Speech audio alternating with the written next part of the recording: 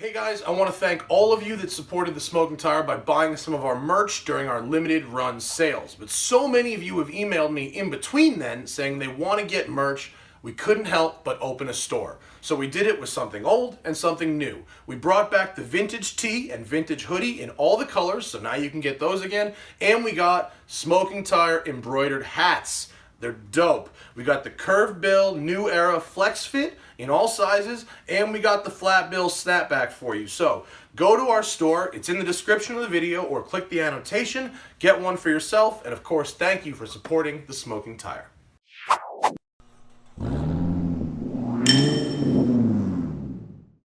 Hey guys, welcome to the 2017 Porsche Macan S. Now this one is interesting because it lives in my garage. This is actually my housemate Nick's car, and it has been prepped for winter ski tripping. It's filthy right now because we just got back from Mammoth where they had record snow, and I'm telling you, I have never seen so much snow in one place before other than Mammoth last week. It was crazy. And so this Macan S has a COBB Accessport Stage 1 91 Octane tune. It just came out, and that is good for 38 horsepower and 76 pound-feet of torque at the wheels with no other modifications, which brings up the totals to 316 horsepower and 437 pound-feet of torque at the wheels. Now, on 93 octane, you can get the same horsepower, but with an additional 35 pounds of torque at the wheels. So we get a little shafted in California, but in the rest of the country, man, do these things take to a tune really good. It also has some Michelin Latitude Alpine snow tires, provided by Michelin for us to test in the snow, which was great of them, and I'll tell you all about those. And the Thule Slimline 16 cubic foot carry box, which does hold 4 sets of skis, 4 sets of poles, and 4 sets of boots, which means that this car, if you're going to Mammoth with 4 people, it's pretty dope. So let's have a go, and I'll show you how it drives.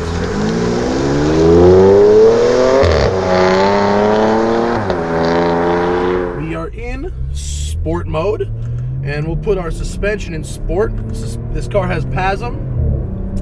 Well optioned out car. It's got really nice red leather, contrast stitching, Bose stereo, 20-inch wheels, carbon dash, PDK, of course, and it is really delightful to drive. Oh, I've also forgot to mention, it actually has an exhaust on it. The exhaust does not affect the horsepower of the tune, and actually, Nick got unluckily lucky. He kind of got screwed. He bought what was supposedly this prototype, a dope exhaust. It turns out it was sort of like an eBay exhaust, but he got lucky in that it's actually made well, and it sounds pretty good. And so it's like a no-name brand eBay exhaust by accident, but it sounds good, so we're sticking with it. I like this car a lot. I think it makes a great LA car. I have a really hard time seeing the argument for the Cayenne anymore because this really does fit 4 people and a bunch of stuff quite nicely. The regular Macan and the S get the 3-liter twin-turbo V6. The Macan Turbo, strangely enough, also turboed, but has a 3.6-liter V6. So Porsche turbo models, actually now, their main difference is displacement, not the fact that they are turbocharged, because everything is turbocharged. The PDK gearbox is brilliant as always. If there is one great way to appreciate the PDK gearbox, it's to remove it from the 911, or remove it from the Cayman. The 911 and the Cayman are great cars without the PDK gearbox, but when you put a PDK gearbox in a crossover, it really enhances the engagement of the driving experience. You have much more control over your gearbox. It feels good. It's responsive, and it really does improve the dynamics a lot. Sorry, my stuff's rattling around in here. I apologize. It's not the car. It's my case back there. Brakes are good. You get 5-6 really good stops out of them, and then you got to cool them down a little bit. Pads and fluid if you really plan on driving it hard. And then the Michelin Latitude Alpine tires, the high-performance snow tire. It's 55 degrees out right now. It's chillier than it looked, so they feel good. I can feel a little bit more sidewall flex than the standard OEM tire, which was a Michelin all season. But at the snow in Mammoth, these tires were nasty. In the cold weather, the cold compound did a really good job of feeling like a high-performance tire in the cold, with good feel, not a lot of road noise. And then when the road got snowy and icy, very impressive. You know, you could stand on the brake pedal, you could turn the car pretty hard. It's shocking the difference that snow tires make, and they're very good. The Thule cargo box is useful. That was not comped. That was $1,600 installed.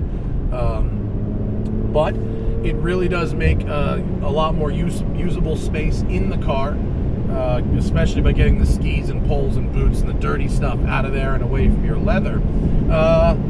You don't hear it at all until you cross about 75 miles an hour. Then you get wind noise. Below 75, it's okay. At high speeds, you do hear it. Although 300 miles drive to Mammoth at what I would call pretty sustained high speeds, we were able to get 21.5 miles per gallon in the Macan with the box. So you could still get some kind of acceptable fuel economy alongside your high performance, your snow capability, and your cargo use. This car platform shares with the Audi Q5, and my mom has one of those, so I actually have quite a bit of experience with the Q5 and a little in the SQ5. SQ5 a little bit faster in a straight line out of the box, but the Macan has it beat in chassis dynamics and steering feel. The Macan has better steering feel, and it communicates better with me. The Audi steering is a bit video gamey and a bit numb. In terms of practicality, similar though. The Macan's more expensive, but I think to a certain extent you do get what you pay for in terms of driving dynamics. It doesn't feel like a 911, but it definitely feels like someone who really put driving at the forefront, dynamics at the forefront, was in charge of it. Inside, it really does feel like a Porsche. This dash layout and center console will be immediately familiar to anybody who's driven a 911 or a Panamera or even a Boxster in the last few years. The Porsche gauges, it's just a little dumb visual thing, but it kind of makes me feel at home. And the seating position, the steering wheel, you know, I said that if Porsche made a little hatchback, they'd probably still nail all that stuff, and they made a crossover, and this is about the best seating position, driving position, hand position that I could ask for. It's excellent. Whether I'm doing a canyon run or a highway drive, it seems to find a way to hold me in and make me comfortable. So I'm pretty stoked about this car. This Macan is really nice to have in the garage on the days when I just can't drive stick anymore and I just get tired of shifting the Focus RS. You know, Nick trades with me and he'll drive the Focus and I'll drive this, and so this will save me from time to time when it comes to daily use and driving stick. But the Macan's really dope. Pretty much everyone who drives it or rides in it really likes it. The tune does wake up the power. It does wake up the throttle response, I would say, possibly at the light expense of very low throttle normal mode driving. It feels maybe a little more sluggish in normal mode. It's much happier in sport mode. But the tune is really good and the power is there. There's a lot on the table with these Macans, and with the snow tires and the box on top, you know, it's a beast in the snow. It's a good ski tripper. So thanks to Nick for letting me have this. Thanks to COBB for sending us the tune. Thanks to Michelin for sending us the tires. And thank you guys for watching, and we'll see you later.